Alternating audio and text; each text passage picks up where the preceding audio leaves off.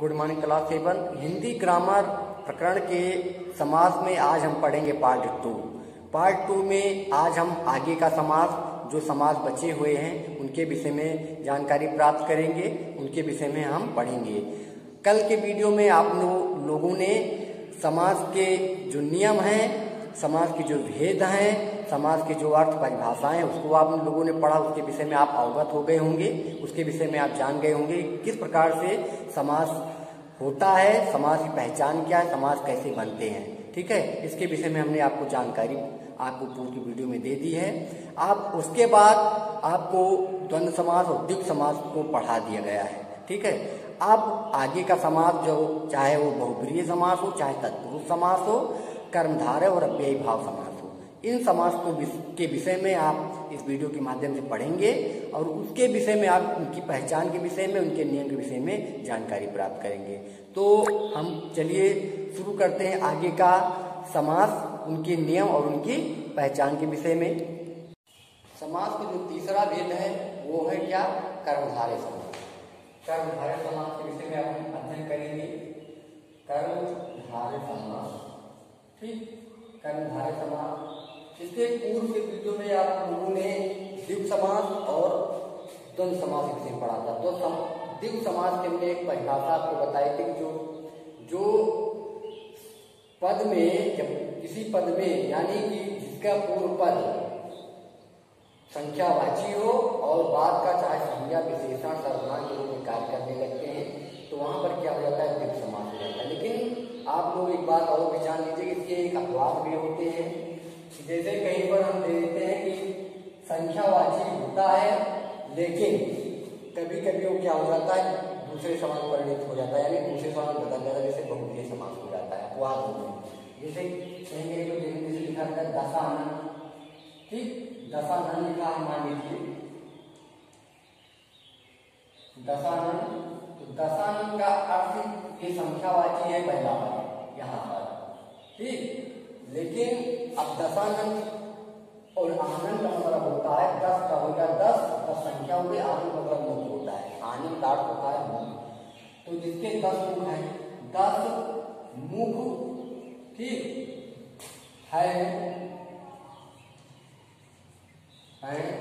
जिसके, अब इसमें क्या है कि इसके 10 मुख है, ठीक। इसको तीसरे रूप में जब ग्रहण करोगे आप लोग, तीसरे रूप जब आप लोग इसे ग्रहण करोगे तो ये हो जाएगा रावण, अर्थात क्या हो जाएगा? ये रावण हो जाएगा। तो इस पर कभी कभी ऐसा दिखाई पड़ता है कि जैसे ये बहुब्रीहि है, ये बहुब्रीहि समास ऐसे ऐसे अपवाद जुड़े होते हैं कि वो बहुब्रीहि न होकर के दूसरे समास में परिवर्तित होते हैं। इसका भी आप लोगों को ध्यान रखना है। तो यहाँ पर संख्यावाची है, लेकिन तीसरे अर्थ में ग्रहण कर रहा है, ये रावण बन रहा है, इसलिए यहाँ पर क्या है? बहुब्रीहि समास। तो आप लोग कभी भ्रमित मत होइएगा कि दशानन भी द्विगु समास है। इसको आप पहचानिएगा कि कहीं कहीं संख्यावाची शब्द लिखे होते हैं, लेकिन वो तीसरे अर्थ में जब परिवर्तित हो जाते हैं तो क्या हो जाता है? वो हो जाता है बहुब्रीहि समास, या कोई अन्य समास भी बदल सकता है। तो इसको भी आप लोग ध्यान रखिएगा। जहां पर संख्यावाची संख्याओं का ही केवल बोध हो रहा हो वहां पर द्विगु हो जाएगा। जहां पर संख्या दिया हो लेकिन किसी तीसरे व्यक्ति या वस्तु का बोध हो रहा है, स्थान या किसी भी चीज का तीसरे अर्थ में लिया जा रहा हो, तो वहां पर बहुब्रीहि समास हो जाएगा। ठीक है, क्या हो जाएगा? बहुब्रीहि समास। तो इसको आप लोग ध्यान रखिएगा कि ये अपवाद है, ये अपवाद है, इसको आप लोग ध्यान दीजिएगा। और अब जैसे हमने लिख दिया त्रिशूल,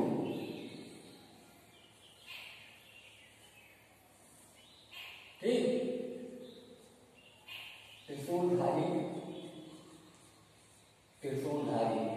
अब त्रिशूलधारी एक त्रि है, त्रि का संस्कृत में हो जाता है 3, ठीक, लेकिन ये नहीं है, ये नहीं होगा। अगर इसके बाद लिखा है शूल, तो त्रिशूलधारी है इसमें, तो इसमें हो जाएगा त्रिशूल को धारण करने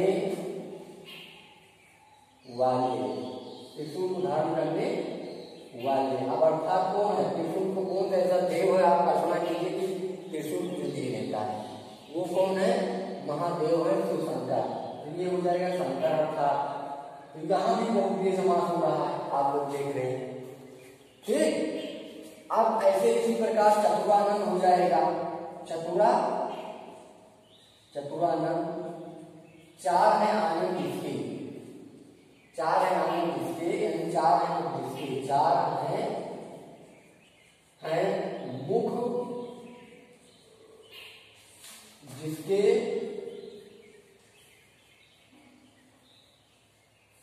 अर्थात ये कौन है, ये कौन है, ब्रह्मा, इनके चार मुख है। तो यहाँ पर भी चतुर दिया है चार, लेकिन आनंद दिया हुआ है मुख। तो यहाँ पर एक कल्पना करनी पड़ेगी, चार आनंद जिसके विशेष अर्थ में दिया जाएगा, ये हो जाएगा ब्रह्मा, अर्थात तो ये हो जाएगा बहुप्रिय। तो बहुप्रिय समास का ये होता है नियम कि बहुप्रिय समास में जब किसी विशेष अर्थ को ग्रहण कर लेते हैं, कोई तीसरा शब्द में कोई पर प्रधान ना हो और कोई तीसरा अर्थ प्रधान दिखाई पड़े संकेत से, वहां पर बहुप्रिय हो जाता है। और दिग में संख्यावाची होता है, लेकिन कहीं कहीं संख्या दिया रहता है और उसमें दूसरे भाव छिपे रहते हैं, तो दिग न होकर के वो हो जाता है बहुप्रिय समास। जैसे आपने आपको इस उदाहरण में आपको बताया। तो आप लोग इस पर कंफ्यूज मत होइएगा, इस पर आप ध्यान दीजिए कि कौन बहुप्रिय है, कौन दिग है। जहाँ पर संख्याओं का केवल बहुप्रिय है, संख्याओं का समूह दिखाई पड़े, शताब्दी हो गया, चौराहा हो गया, छमाही हो गया, ठीक, सप्ताहिक हो गया, सात सप्ताहों का समूह, जहाँ पर छमाही 6 महीनों का समूह शताब्दी, ठीक, चौराहा 4 रास्तों का समूह। जहाँ पर 4 की केवल संख्याओं का बोध, उनके समूहों का बोध, वहाँ पर दिग हो जाएगा। और जहाँ पर संख्यावाची दिया हो लेकिन वो कोई वस्तु या कोई व्यक्ति विशेष या कोई व्यक्ति स्थान विशेष के रूप में से संकेत कर रहा हो, ये स्थान का नाम है, व्यक्ति का नाम है, या फिर किसी स्थान का नाम है, किसी वस्तु का नाम अगर आ रहा है, तो वहाँ पर उसे दिग को छोड़ करके आप लोग क्या कर देंगे, उसे कह देंगे बहुप्रिय समास। समझ गए ना। अब देखते हैं कर्मधारय समास क्या होता है। तीसरे प्रकरण में आप लोग देखो बहुप्रिय में कौन समझ गए। हम तीसरे समास पढ़ा रहे थे, शुरुआत किया था। तीसरा समास है कर्मधारय समास, ठीक है। अब इसका नियम क्या है, जिसका इसमें भी 2 पद होंगे या होते हैं, तो वहां पर इसका पहला पद जो होता है वो क्या होता है, विशेषण होता है। बिल्कुल ये ध्यान दीजिए कि पहला पद क्या होता है, विशेषण होता है, और जो इसका द्वितीय पद होता है वो विशेष होता है, ठीक। या फिर इसकी एक पहचान तो ये हो गई। दूसरा है इसमें उपमेय और उपमान का भेद होता है, ठीक। किसी से किसी की तुलना जहां पर की जाए वहां भी कर्मधारय समास होता है। किसी से जब तुलना की जाती है तो वहां पर बहुप्रिय समास होता है। वहां तो ये 2 नियम होते हैं, एक होता है पहला पद विशेषण हो, दूसरा पद विशेष हो। दूसरा नियम पहचान है कि उपमेय और उपमान का भेद हो, कि मतलब किसी व्यक्ति का दूसरे चीजों से समानता, जहां पर तुलना की जाए, समानता दिखाई जाए, वहां पर कर्मधारय समास होता है। 1 मिनट के उदाहरण के लिए देखते हैं। जैसे हमने लिख दिया नील कमल, नील कमल, ठीक। तो यहाँ पर ये क्या है, 2 पद है। पहला ये समस्त पद है, ये हो गया समस्त पद, ठीक, ये समस्त पद हो गया। दूसरा होता है समस्त विग्रह, ठीक। तो इसको हम विग्रह करेंगे इसका, तो अब इसको जब हम करेंगे तो इसमें 2 पद है, ये पहला पद है, द्वितीय पद कमल हो गया। तो नील है और कमल है, ठीक। अब इसको विग्रह करेंगे तो नीला है कमल, नीला है कमल, नीला है कमल जो। तो यहाँ पर नीला है कमल जो दिया गया। अब क्या देखते हैं, ये विशेष है, इसे कहते हैं विशेष। किसी वस्तु के नाम, व्यक्ति के नाम, स्थान के नाम जो होते हैं, कोई व्यक्ति स्थान होता है और कोई पदार्थ होता है, वो विशेष होता है। और जब उसकी कोई विशेषता बताई जाती है तो विशेषण बन जाता है, ठीक है। तो यहाँ पर ये क्या हो गया, विशेष हो गया, और ये नीला क्या, उसका विशेषण विशेष कैसा है? नीला। तो नीला इसका विशेषण दिखाई पड़ रहा है, नीलापन होना, और कमल इसका विशेष है। ठीक, क्योंकि कमल मूल है, वही वस्तु है, लेकिन वो कमल कैसा है? वो कमल नीला है। तो यहाँ पर इसका विशेषण हो गया नीला। तो ये पहचान आपको दिखाई पड़ रहा है कि कमल में नीला है कमल जो। अब द्वितीय पर एक मान लीजिए आप पहला बताए, सेकेंडरी आप यहाँ पर देख लीजिए, जैसे एक और शब्द लिखते हैं महात्मा ने किया, मान लीजिए।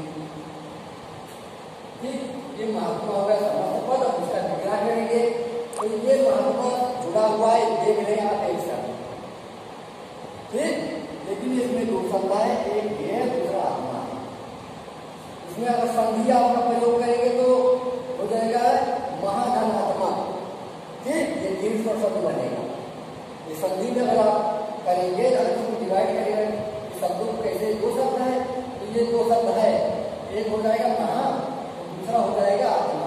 और नियम में क्या है कि जहाँ पर समान पड़ आए, चाहे वो दीर्घ आ आए, चाहे हस आ आए, या फिर दीर्घ आए या दीर्घ आए, या फिर दीर्घ आए या हस आ आए, तो उसका रूप क्या ही होता है? वो होता है उसका जो वर्ड बनता है वो दीर्घ आ ही बनता है।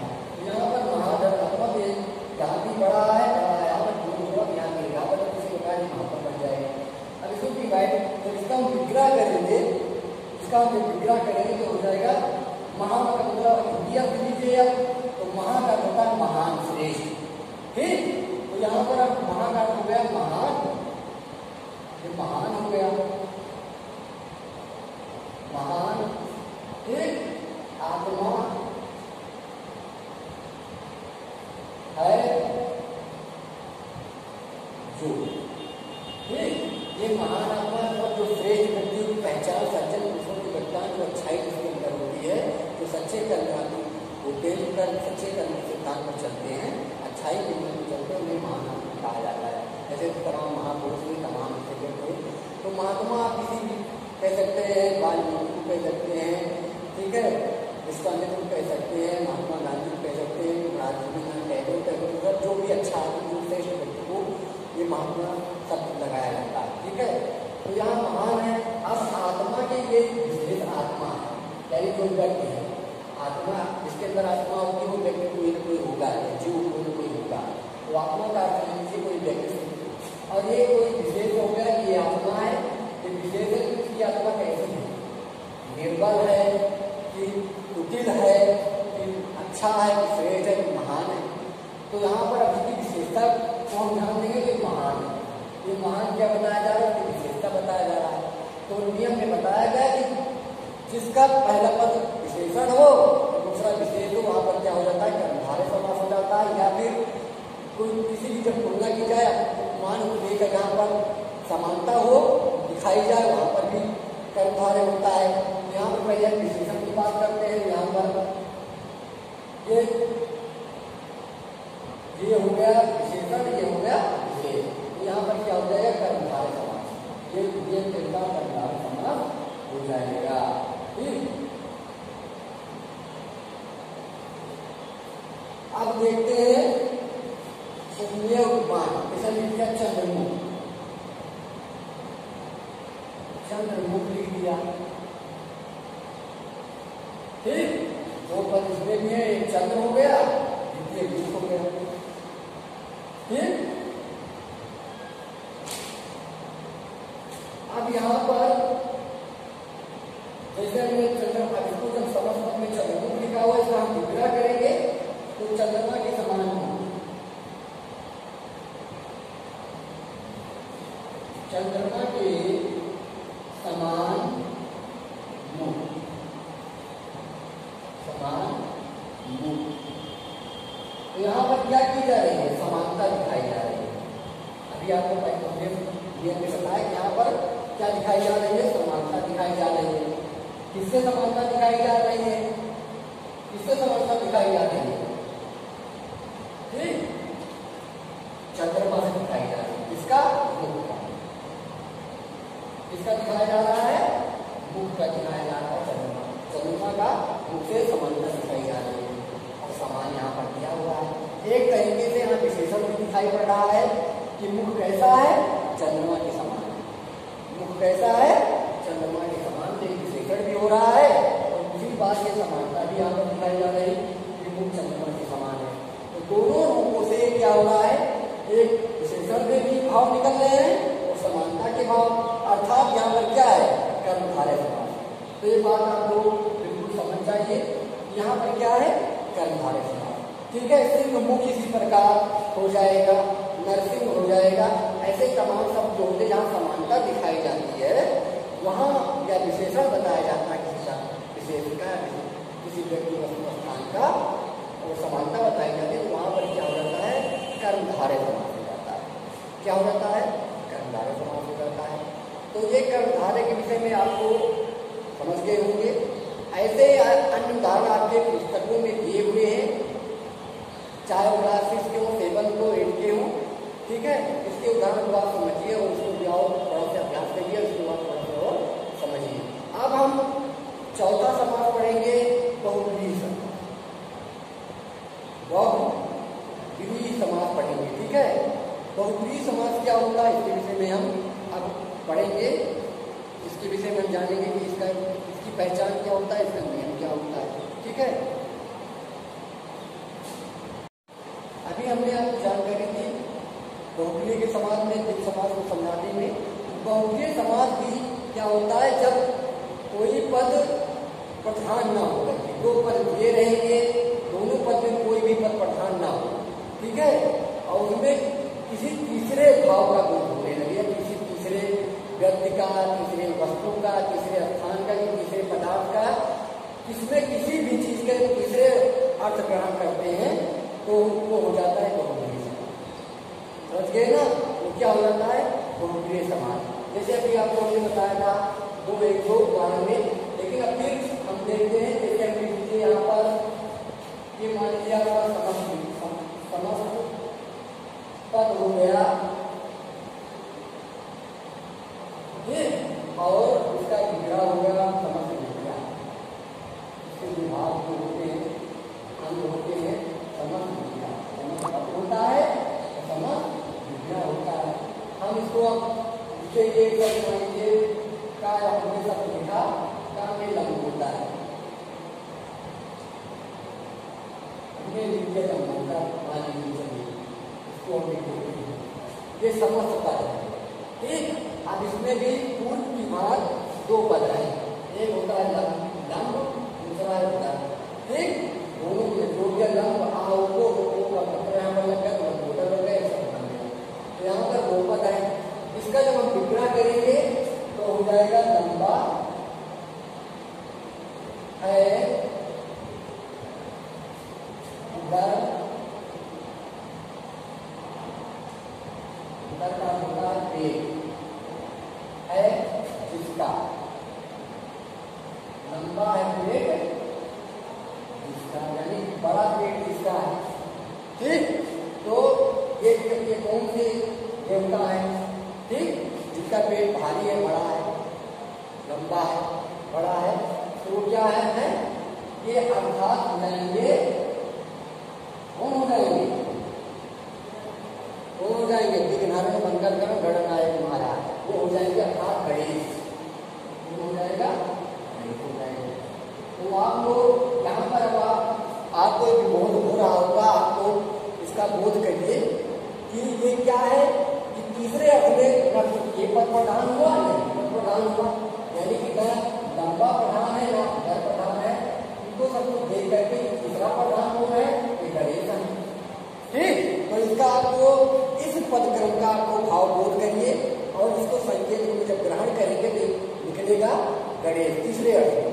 तो यही इसकी पहचान है बहुब्रीहि समास की, जहाँ पर तीसरा अर्थ प्रधान होने लगे वो क्या हो जाता है, बहुब्रीहि समास होता है। सेकंड, हम मान लीजिए खा में एक शब्द और देख लेते हैं इसी प्रकार।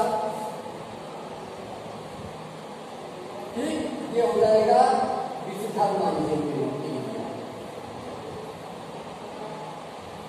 विषधर। ठीक, ये विषधर हो गया। विषधर, इसमें भी दो शब्द है, एक विष है, दूसरा धर है। तो इसको देखते हैं कि इसको जब समस्त विग्रह करेंगे इसका, तो तो ये हो जाएगा विश्व को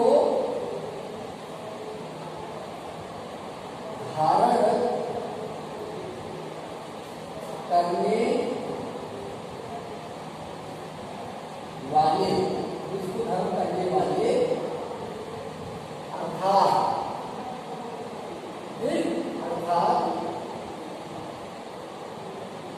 ये कौन है? ठीक, ये कौन है? मान सही विस्खाय के सब भयो जगदीश और बिना मान अमृत पिए और पटाए उसी।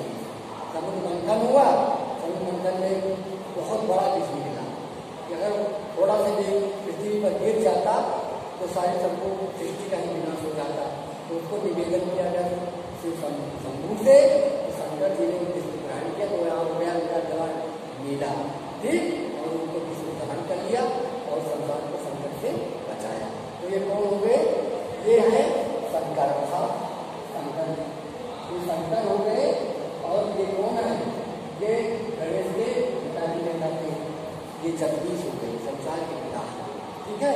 तो शंकर यहाँ भी तीसरे अर्थ में इसे ग्रहण किया जा रहा है, इसलिए यहाँ पर क्या है? बहुत तेज। एक और हम देख लेते हैं, अभी इसको हम क्या उदाहरण में बता दिया, दशानन, दशानन, ठीक, दशानन को भी देख लेते हैं। दस है आनंद, आनंद अर्थात मुख, निकट में दिखा दे रहे हैं कि मुख होता है मतलब आनंद का, ठीक, अर्थात मुख। दस है मुख है जिसके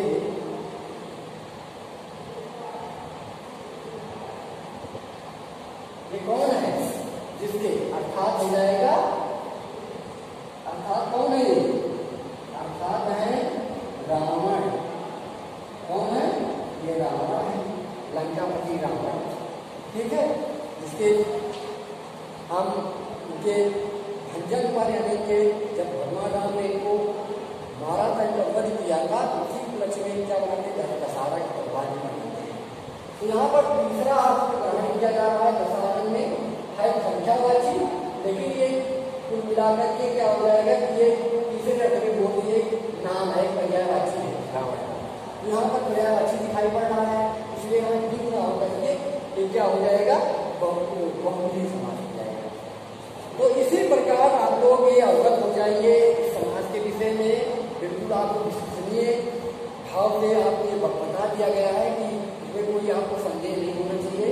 इसकी पहचान बिल्कुल इसी तरीके से होती है, जहाँ पर दूसरा अर्थ का विबोध होने लगे, भाव बोध होने लगे, आप इससे अवगत हो जाए, तब आप जान जाइए कि यहाँ पर बहुव्रीहि समास का नियम लग रहा है, बहुव्रीहि समास, ठीक है। तो आगे समझ गए, हमने आपको कर्मधारय बहुव्रीहि। अब हम आपको पढ़ा देते हैं तत्पुरुष, ठीक। चौथा तत्पुरुष समास। अब इसका क्या नियम होता है? तत्पुरुष समास का इसका नियम होता है कि जहां पर पहला पद गौण हो, यानी पहले पद की प्रमुखता न दिखाई पड़े, कोई प्रधानता ना हो, तो कोई विशेष शब्द ना हो, और उत्तर पद प्रधान हो। उत्तर पद प्रधान मतलब उसका बाद का जो पद हो वो मुख्य, उसी पर प्रधानता दिखाई पड़े, उसकी विशेषता दिखाई पड़े, तो वहां पर क्या होता है? तत्पुरुष समास होता है। यानी कि पहला पद जो पूर्व का पद है वो गौण हो, उसकी कोई विशेष मान्यता न हो, और लेकिन जब उसका उत्तर पद यानी उसका दूसरा जो पद है, उसके बाद का जो पद शब्द है, उसकी विशेषता दिखाई पड़े, तो वहां पर तत्पुरुष समास होता है। और दूसरी पहचान इसमें क्या है कि आप लोगों ने कारक चिन्हों को पढ़ा होगा, तो इस समास में कारक चिन्ह का भी प्रयोग किया जाता है, तो वहां पर भी तत्पुरुष समास कहते हैं। इस कारक चिन्ह को परसर्ग भी कहते हैं, ठीक। तो यहाँ पर क्या हो जाएगा? जैसे हमने शब्द अपने लिख दिया राजकुमार, राजकुमार,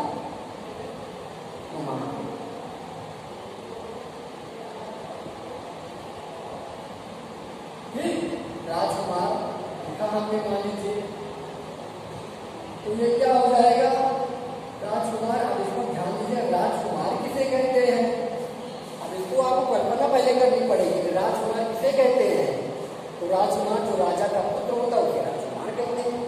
तो एक शब्द पहले शब्द पर ध्यान दीजिएगा। इस समाज में सर्वप्रथम अपने शब्द पर ध्यान देते राजकुमार लिखा है। तो राजकुमार किसे कहते हैं? तो राजा का कुमार को कहते हैं। राजा का कुमार, कुमार का पर्यायवाची होता है बेटा। तो राजा का जो बेटा होता है उसे राजकुमार कहते हैं। तो यहाँ पर राजा मुख्य नहीं है, राजकुमार ऊपर है। तो यहाँ पर राजकुमार किसे कहते हैं? तो कुमार को कहते हैं, यानी बेटे को। बेटे को कहते हैं। यहाँ पर ये प्रधान होता है, यहाँ पर गौर होता है। राजा क्या हो जा रहा है? गौर हो जा रहा है, प्रधानता नहीं है। उसकी कोई विशिष्टता दिखाई पड़े, राजकुमार की विशिष्टता होगी तो राजकुमार की कुमार की विशिष्टता हो जाएगी, बेटे की विशिष्टता हो जाएगी। जो राजा का बेटा है वही राजकुमार है। तो इस तरीके से यहाँ पर ये क्या है? ये तत्पुरुष समास की पहचान ये हो गई। और दूसरी बात क्या है? इसमें हमने भी कारक चिन्ह को बताया था, कारक चिन्ह का भी प्रयोग होता है। तो यहाँ पर क्या है? संबंध कारक चिन्ह, संबंध कारक चिन्ह दिया हुआ है। काकी के नानी ने, कर्ता ने कर्म को कर्म से संप्रदान के लिए अपादान से अलग होने की दशा में संबंध काकी के नाना नानी ने, ठीक, और कलम मैं पर ऊपर ऐसे चीज जहाँ पर आपको दिखाई पड़ जाना दिखता, जब तो बोलने के बाद तब भी वहाँ पहचान हो जाती है।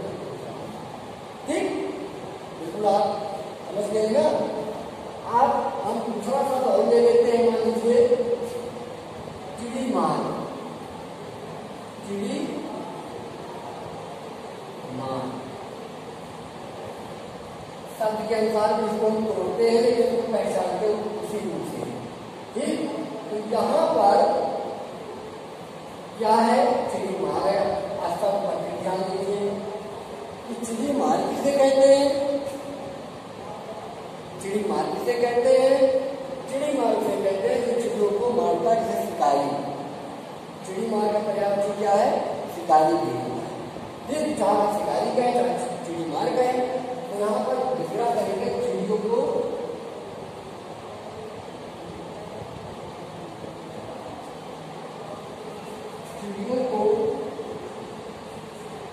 मारने वाला।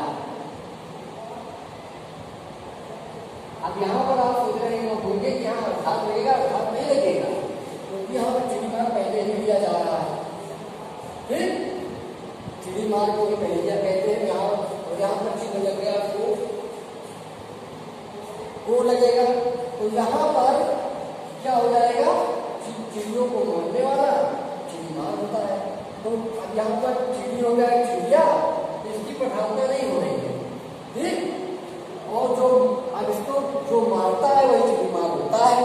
तो प्रधानता किसकी हो रही है? मारने वाली। यहाँ पर प्रधानता किसकी हो रही है? मारने वाली प्रधानता हो रही है।